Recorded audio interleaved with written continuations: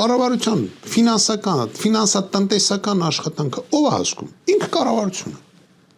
Սրանով սաղ ասված է։ Կառավարության կադրային քաղաքականությունը ով է հասկում։ Ինքը իրան հսկում է, ինքը որոշում է, ինքը իրան հսկում է։ Իսկ կառավարությունը չի հսկում, հսկում է մի հոգի։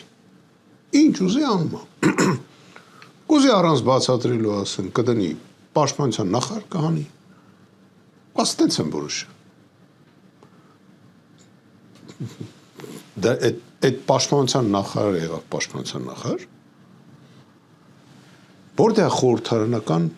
մեր երկիրը խորհրդարանական երկիր։ Մեր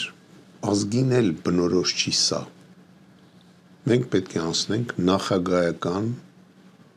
համակարգի։ Նախագահական համակարգը թույլ է տալի պահել է դեմոկրատիա կոչեցյալը։